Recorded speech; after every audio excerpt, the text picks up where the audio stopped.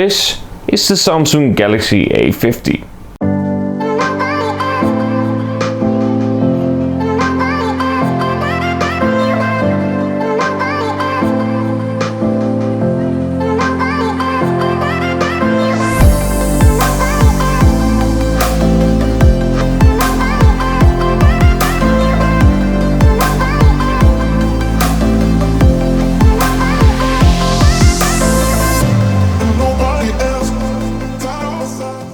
Samsung might be best known for the high-end phones, but it is their mid-range phones that sell the best and what is keeping Samsung on that #1 spot right now.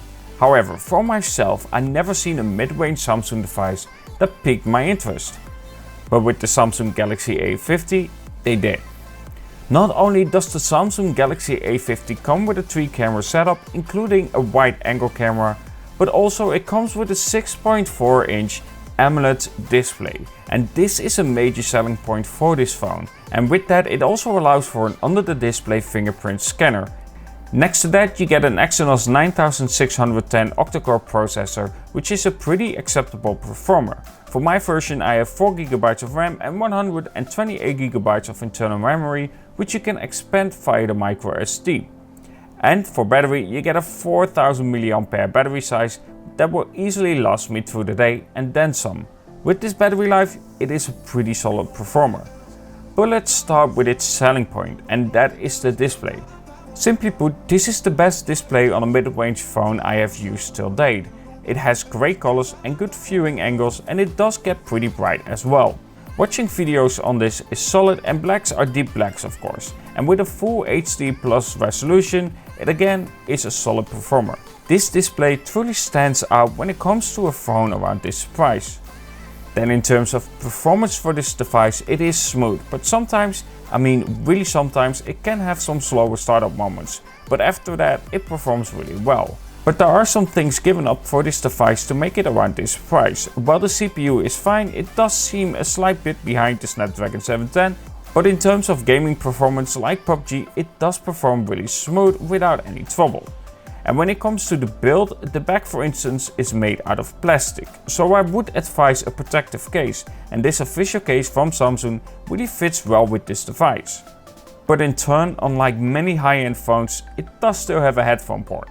If there is something though that I feel like is lacking behind, it is the under the display fingerprint scanner.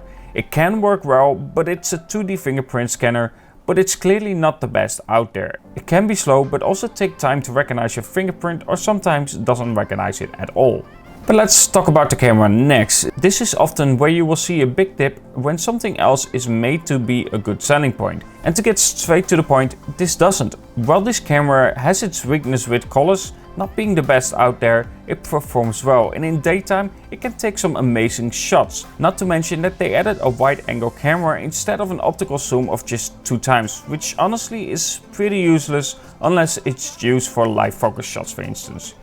But this camera performs solid, and while you have an AI mode on it, for myself I would say turn it off.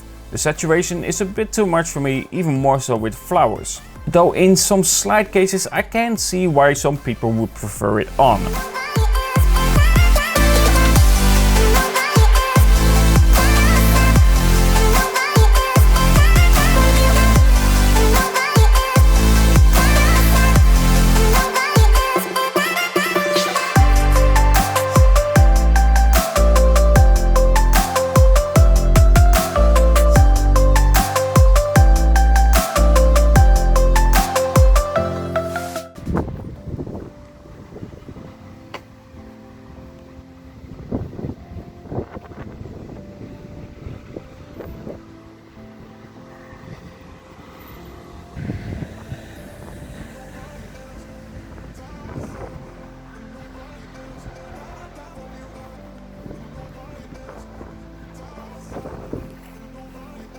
And then in low light, this is seriously no slouch either. For this price it performs well. Yes, there is grain, but what it captures isn't bad at all. Again though, colors aren't the best represented on this device.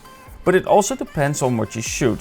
And in terms of updates, night mode is coming to this device, but I don't have it myself yet.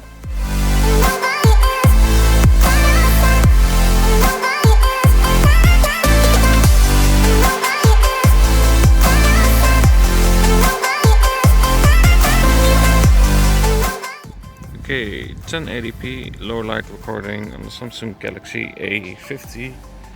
Checking out stability. And of course, how it handles grain. And light itself. Seems to be using.